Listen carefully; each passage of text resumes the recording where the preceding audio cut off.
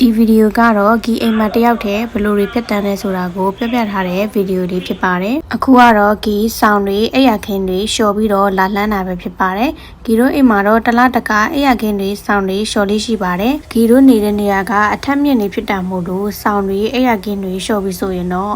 အခုလို16လွာမှာလာပြီးတော့လှမ်းရတာဖြစ်ပါတယ်။အခုလိုအိယာခင်းတွေလျှော်တဲ့အချိန်မှာဂီတို့ရဲ့အိယာခင်းတွေမဟုတ်ဘဲနဲ့ပပမမတို့ရဲ့အိယာခင်းတွေကိုလည်းဂီကလျှော်ပေးပါတယ်။သူတို့ကတော့မလျှော်ခိုင်းမှုမို့တော့ဒါပေမဲ့ဂီကအတင်းတောင်းပြီးတော့လျှော်ပေးတာဖြစ်ပါတယ်။ဒါကတော့16လွာကနေတွေ့ရတဲ့မြင်ကွင်းဖြစ်ပါတယ်။ဘယ်နေရာကြီးတောင်တန်းတွေကြီးပဲပေါ့နော်။ထိုင်ဝမ်ကကြတော့ကျွန်းနိုင်ငံလေးတစ်ခုဖြစ်ပြီးတောင်တန်းတွေပတ်လည်ဝိုင်းနေတဲ့နိုင်ငံငယ်လေးတစ်ခုဖြစ်ပါတယ်။ဆောင်းတွေအိယာခင်းတွေကတော့ဂီကတစ်လားတစ်ခါပဲလျှော်ပေးပါတယ်။အခုလိုအိမ်သက်ရှင်ရေးကတော့နေ့တိုင်းလုပ်ရပါတယ်။ဘာဖြစ်လို့လဲဆိုတော့ဂီတို့ကအထက်မြင့်မှနေတာဖြစ်တဲ့အတွက်အမှုန်တွေကနေ့တိုင်းဝင်ပါတယ်။ဘယ်ကနေဘလို့ဝင်လို့ဝင်မှန်းလည်းမသိဘူးပေါ့နော်။ဒီတိုင်းအမှုန်စုပ်တဲ့ဟာနဲ့စုပ်ယုံနေမကဘဲနဲ့ရေနဲ့လည်းတိုက်ယူရပါတယ်။နေ့တိုင်းညစ်ပတ်နေရပါတော့။ပြီးတော့ဂီကလည်းအိမ်ကတက်တက်ရှင်ရှင်ဖြစ်နေရင်ပို့ပြီးတော့နေရတာပျော်တယ်လို့ခံစားရတာဖြစ်တဲ့အတွက်ကြောင့်နေ့တိုင်းတက်ရှင်ရေးလုပ်ဖြစ်ပါတယ်။နေ့ခင်းစာကတော့ဂီကြိုက်တဲ့ဟာကိုချက်စားရပါတယ်။သူတို့မရှိတာဖြစ်တဲ့အတွက်ကြောင့်ကိုယ်စိတ်ကြိုက်ချက်စားပါတယ်။ဒီနေ့တော့ဂီကဝက်နံယူရဲ့မြစ်ချင်ရဲ့ချက်ပါတယ်။ပြီးတော့ငြုတ်သီးစားတောင်းလေးလည်းထောင်းစားပါတယ်။ပြီးတော့ကျုပ်ပြုတ်တစ်လုံးလည်းပါပါတယ်ပြီးတော့ဂီက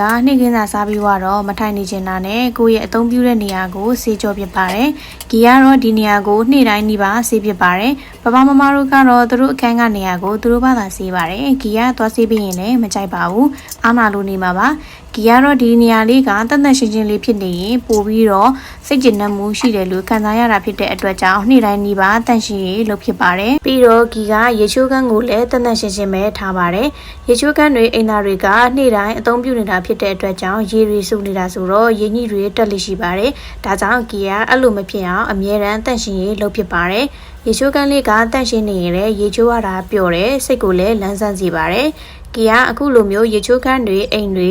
အစစရဲရကိုတန်းတန်းရှင်းရှင်းထားတယ်ဆိုတာကတော့အလောက်ကနေပြန်လာလို့ရှိရင်အိမ်ဆိုတာကတော့တဏီကုံပင်ပန်းသမျှကိုဒီမှာအနားယူတဲ့နေရာဖြစ်တဲ့အတွက်ကြောင့်တန်းတန်းရှင်းရှင်းလေးဖြစ်နေရင်ပို့ပြီးတော့အမောပြည့်စေတယ်စိတ်ကိုလန်းဆန်းစေပါတယ်ဒါကြောင့်အိမ်ကိုအမြဲတမ်းဂီကတန့်ရှင်းအောင်ထားလိရှိပါတယ်ပြီးတော့ဂီကနှိကင်ပန်းအချင်းမောင်းလေးလည်းစားဖြစ်ပါတယ်ပပမမဝယ်ပေးထားတဲ့ဇောင်းရသီးနဲ့ဂီဝယ်ထားတဲ့တရသီးတွေဂွေးသီးတွေကိုလည်းငယ်သီးဆက်ဆက်လေးတုပ်စားဖြစ်ပါတယ်အခုလိုအချင်းမောင်းကတော့သူတို့မရှိတဲ့အချိန်ပဲစားပါတယ်ဘာဖြစ်လို့လဲဆိုတော့ငယ်သီးစားရင်သူတို့ကမကြိုက်ဘူးပြီးတော့ငံပြရည်ကလည်းနန်နာဖြစ်တဲ့အတွက်ကြောင့်သူတို့မရှိတဲ့အချိန်တွေပဲဂီကစားဖြစ်ပါတယ်အချင်းမောင်းလည်းစားပြီးတော့ညနေရောက်သွားရောပေါ့နော်ဒါကြောင့်မို့လို့ဂီကမနက်ကလှမ်းလာတဲ့အိယာခင်းတွေစောင်းတွေကိုလာပြန်ပြီးတော့တင်ရပါတယ်အိယာခင်းတွေစောင်းတွေကိုတော့မမကဂီတို့အတွက်ကိုပန်းရောင်တွေပဲဆင်လာတာဖြစ်ပါတယ်အခုကတော့စောင်းတွင်းဘက်လည်းမရှိတော့ဘူးတိတ်လည်းမအေးတော့တာဖြစ်တဲ့အတွက်ကြောင့်စောင်းအထူတွေကိုပြန်ပြီးတော့တင်နေတာပဲဖြစ်ပါတယ်တချို့ကတော့ထင်ရတယ်အိမ်မှာနေပြီးတော့အားနေတယ်လို့ထင်ကြတာပေါ့နော်